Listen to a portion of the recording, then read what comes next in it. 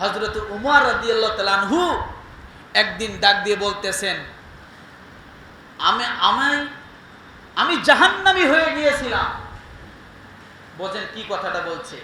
উমর রাদিয়াল্লাহু তাআলা আনহু বলতেছে, আমি জাহান্নামে পৌঁছে গিয়েছিলাম। হযরতে আলী রাদিয়াল্লাহু তাআলা আনহু আমাকে জাহান্নামের কিনার থেকে টেনে আমাকে বাঁচিয়েছে। সুবহানাল্লাহ। প্রশ্ন করা হলো, হযরত উমর আমিরুল মুমিনিন, কি সেই জিনিস আপনি বলেন, কেমন করে হযরতে আলী রাদিয়াল্লাহু তাআলা আনহু আপনাকে বাঁচাইছেন?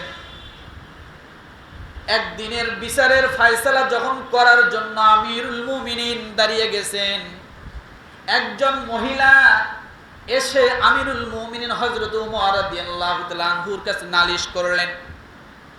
এমন একজন মহিলা যার কোমরের নিচ থেকে পুরাটাই হলো রক্তাক্ত, আর যার কোমরের উপর থেকে পুরাটাই রক্তাক্ত, কোমরের নিচ থেকে রক্ত ঝরে আর মাথার দিক থেকে নিয়ে সম্পূর্ণ শরীর দিয়ে রক্ত ঝরে, এমন একজন মহিলা হযরত উমর রাদিয়াল্লাহু তাআলা আনহুর কাছে ডাক দিয়ে বলেন, আমিরুল মুমিনিন,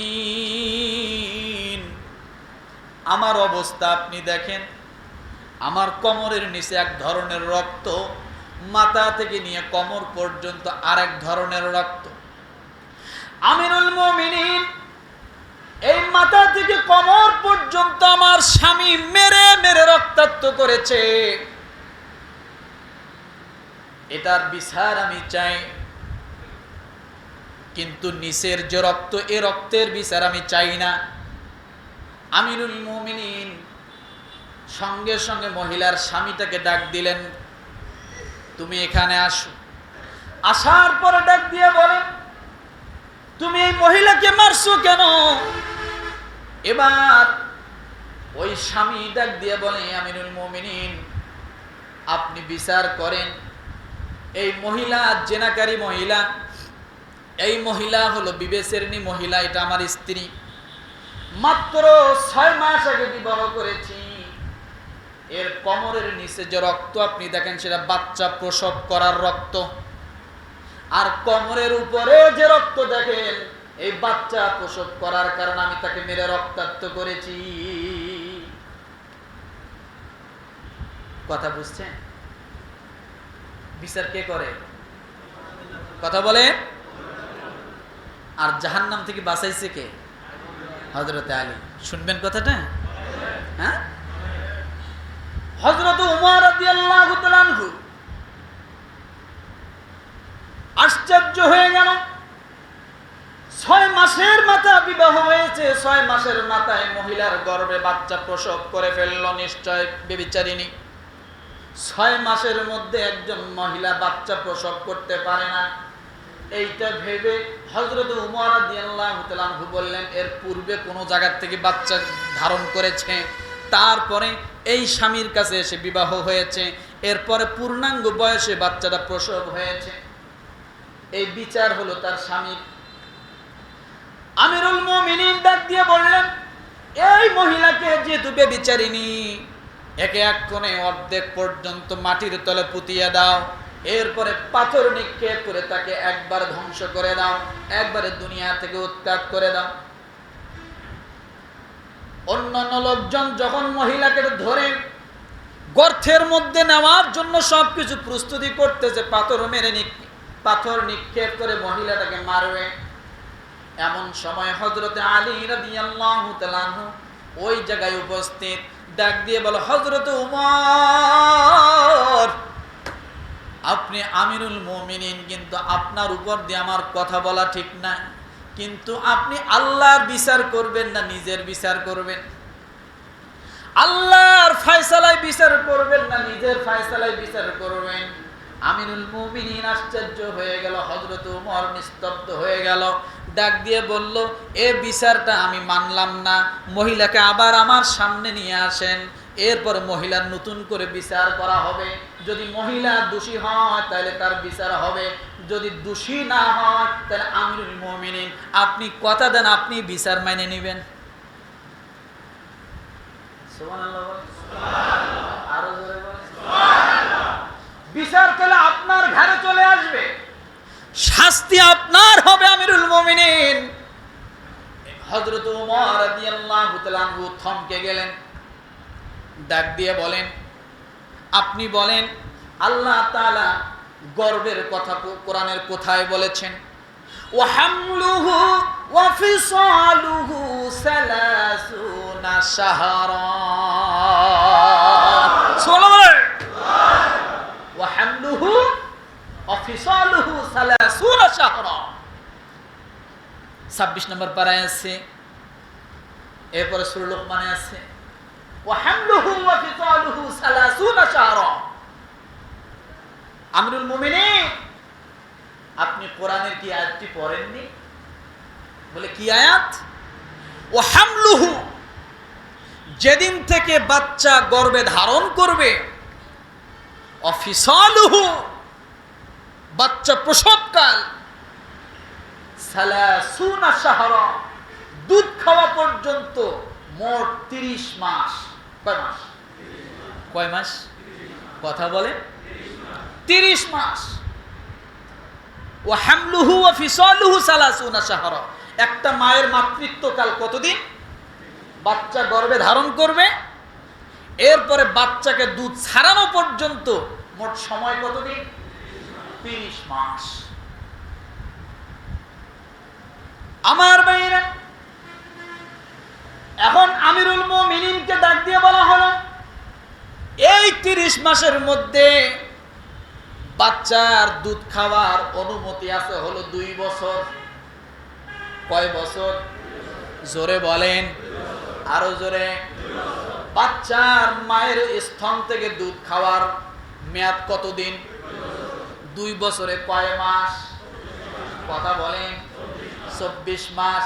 হযরত উমর রাদিয়াল্লাহু তাআলা আনহুকে ডাক দিয়ে বলেন, আমিরুল মুমিনিন, একটা মায়ের যদি বাচ্চাকে দুধ খাওয়ানোর বয়স সময়কাল যদি 24 মাস হয়, 30 মাসের মধ্যে 24 মাসটা আপনি বাদ দেন, তাহলে থাকে কয় মাস? জোরে বলেন। 6 মাস।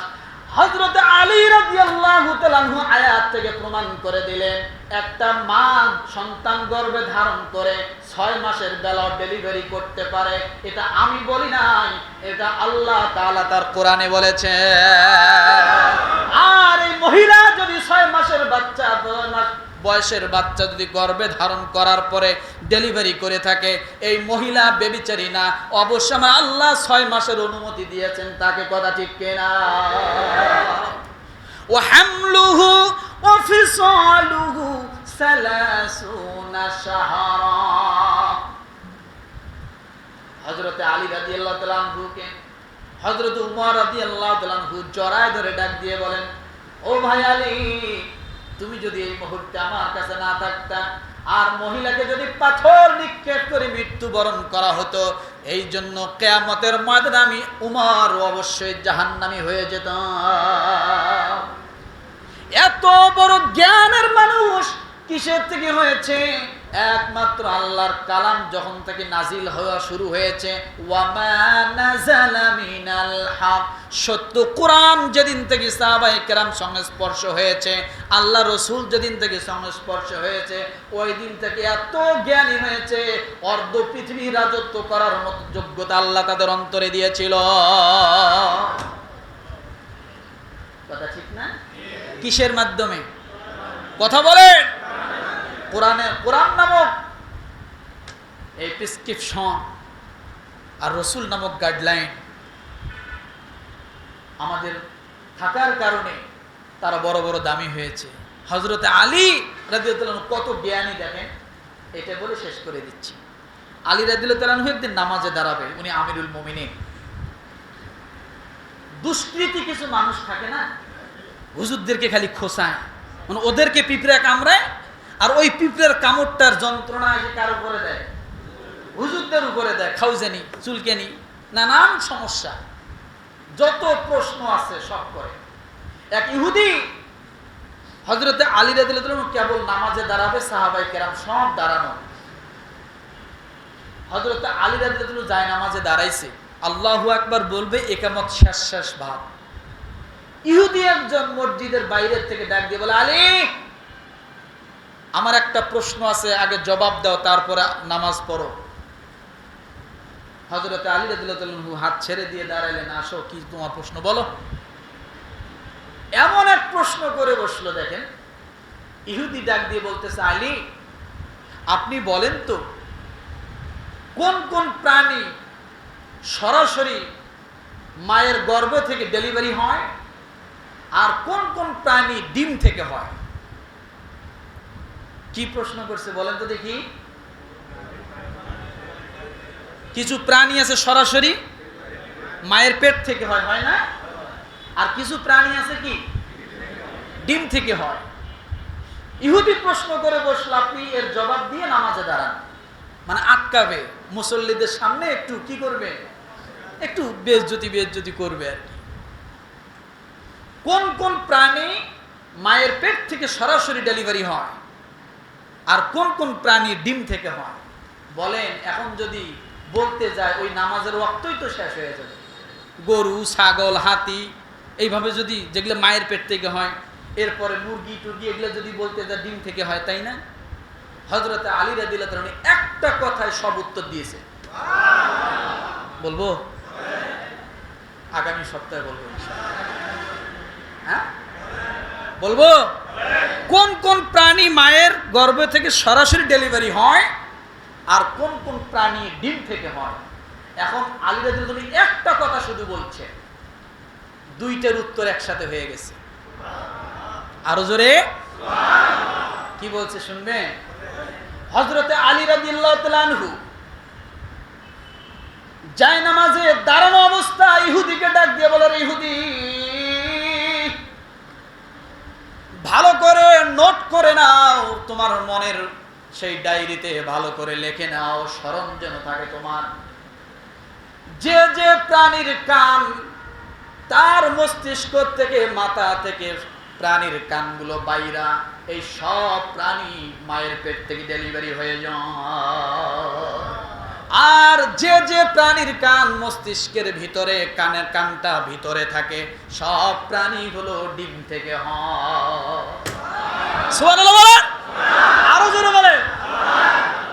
যে প্রাণীর কান, জোরে বলে না, বাইরে থাকে, সব প্রাণী মায়ের গর্ভের ডেলিভারি থেকে সরাসরি হয়েছে। এবার আপনারা তো হিসাব করতেছেন, তাই না? গরু, ছাগল, বাছুর, হাতি, ঘোড়া যা দেখেন মায়ের গর্ভে থেকে যেগুলো ডেলিভারি হয়, সেই প্রাণীর কান কি? কান কি? আর যে প্রাণী ডিমের থেকে হয় তার কান কোথায়? মুরগির কান মনে হয় অনেক বাইরে থাকে, হাঁসের কান বাইরে থাকে। এক কথায় হযরত আলী উত্তর দিয়ে আল্লাহু আকবার বলে নামাজে দাঁড়াইছে। এগুলো কিসের জ্ঞান? হ্যাঁ, সব জ্ঞান আল্লাহ তাআলা কোরআনে দিয়েছেন। যে জ্ঞান আল্লাহ তাআলা হযরত আদম আলাইহিস সালামকে শিক্ষা দিয়েছিলেন ফেরেশতাদের সামনে বলার জন্য, মনে থাকবে ইনশাআল্লাহ। তাহলে আজকে আমরা যে বিষয়টা জানলাম, সময়কে আমরা কখনো নষ্ট করব না। সময়কে কখনো নষ্ট করব না। সময়ের মূল্য দেই। আজ না কাল, কাল না পরশু, এরকম করে না। আমরা আজকে থেকে, এখন থেকে নিয়ত করি, আমরা এই কোরআনকে সত্য বলে মেনে নিয়ে কোরআনের মাধ্যমে আমরা ইসলামের দিকে একত্রিত থাকব। আল্লাহর সমস্ত হুকুম এবং আহকামগুলো, আদেশ এবং নিষেধগুলো সঠিকভাবে যখন যেটা সামনে আসে তা পূর্ণাঙ্গভাবে পালন করার চেষ্টা করব।